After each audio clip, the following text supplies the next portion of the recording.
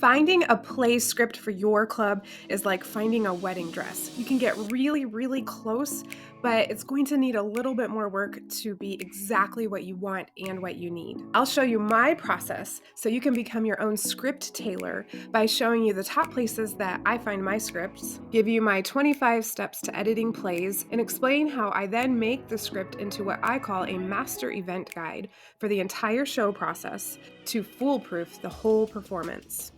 I'll also give you a link to the skits and plays that I've used and some additional advice as you implement your very fresh new master event guide.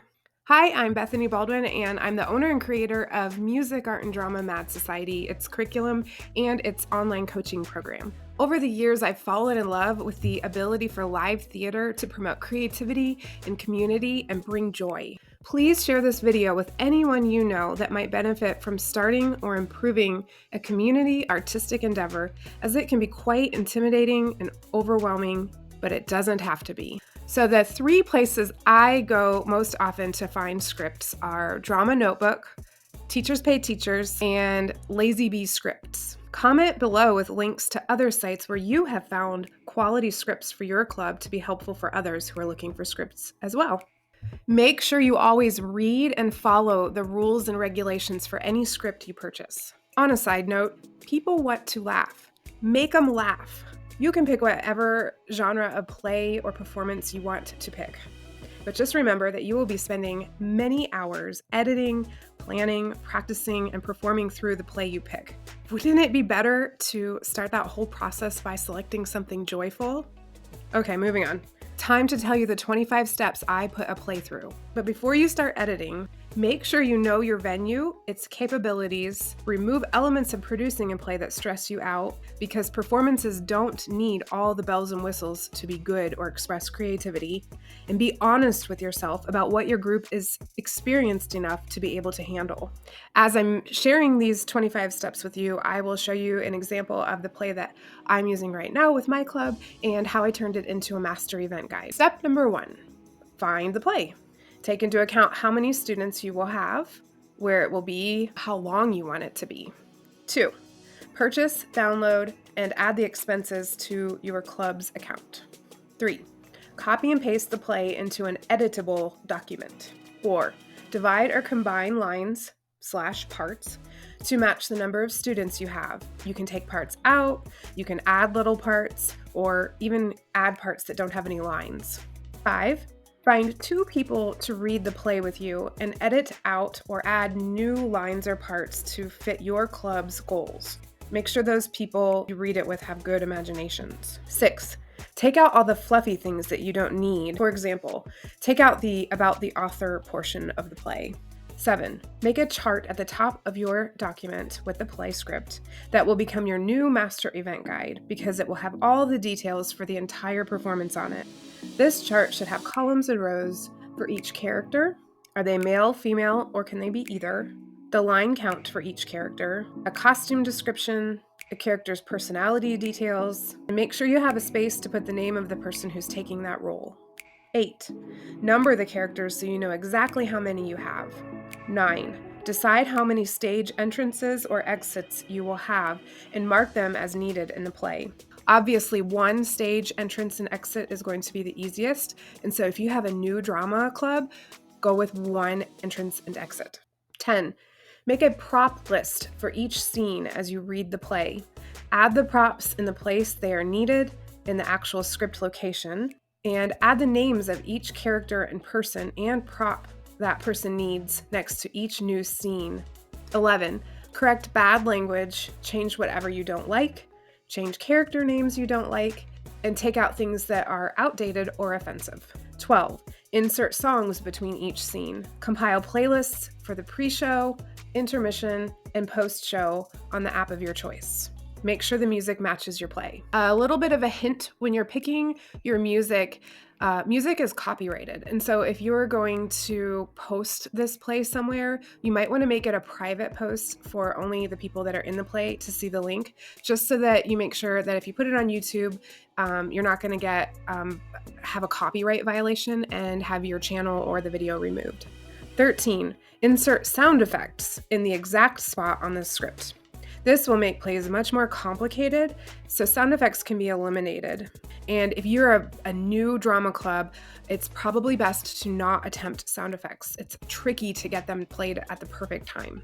14, insert any acting suggestions. 15, change all the acts and scenes to only scenes in numerical order. Having both acts and scenes is really confusing. Use the actual numbers, not spelled numbers, and a 1 or 2 word description of the scene. Here's an example. Scene 4, the castle. 16. If you haven't already, next to each scene title, enter the characters / the actor's name. List both together in the description for each scene. This way, anyone helping with the play practice knows both the character name and the actor's name in each scene. And by putting those names together, it helps everyone learn all the character names with their actor. Enter these characters in their lineup order, so the order that they go onto stage. So the first person to go on stage should be listed first, and so on. Be sure to add any props that character needs to carry on stage next to their name. That way, whoever's helping everyone go on stage has that in the master event guide and can check, do you have the prop that you need? 17, in the chart at the beginning of the master event guide, add as many details as possible about the things a specific role would need to make the best character. Example, would the character need a loud voice, be strong enough to pick someone up, be able to keep from laughing, be short or tall, etc. This will help you as the people in your club pick their roles to kind of know, are there specific things about that character that will either work well as they're picking or that might be difficult for that person, so maybe they shouldn't pick that role. Number 18, fill out the characters in each bowing row at the end of the play, and also fill in details for the opening and closing remarks for someone that will open and close your play. Another hint, practice bowing. It is actually complicated and can be a bit of a hot mess if you don't practice that. And if you detail out who's in which row, are they holding hands? Are they going to do something creative? If you plan it and then tell them they're allowed to be creative with it, it's another fun element where each row of characters surprises everyone else with some specific, fun, spontaneous way that they end up bowing. It's just fun. 19. List out who is in each scene in a list at the end of the master event guide. Also a list of what props are needed for each scene, and also a list of what backdrops are needed for each scene. This will make it easier for your practices. For example, say you want to practice specific scenes and you can kind of group the actors up in different groups and they can practice their scenes all simultaneously in different rooms. If you have this listed out, you can kind of just see how you can group them so that you can get kind of 2 places of practicing going on at once. Another thing that you can do is, it's hard work, but if you list out which characters are in each scene and you can go back to that character chart, you can also list out which scene each character is in, and that makes it a little bit easier to figure out who, if you want to double up roles, just making sure that the same characters, if someone picks 2 characters, they're not both in the same scenes. It'll also help you pick if there's a student that's towards the end of the play, maybe they would be a good option for opening up your play or doing that skit that you do before your big play. It does pay off to kind of separate out just all those little details. 20. Consider doing or have someone do sketches for backdrops, props, stage placement for everything, actor placements, especially for complicated scenes, and etc. So what I'm referencing here is, say, for example, you have a very complicated fight scene and you want everyone to know where they're supposed to be. Maybe just take time to sketch it out and show everyone. I have put character names on paper plates before and placed them on the stage, so as they're starting to practice some of those complicated scenes, they know exactly where they're supposed to be because they have a paper plate on the floor with their name on it. 21, you're going to format the master event guide so it's void of empty spaces, empty lines, negative space, so it can be printed in the fewest number of pages possible. Make the font size 9, remove any unnecessary writing. Make the whole thing the same font. Make the leading and tracking the same. Indent lines to make them easier to read.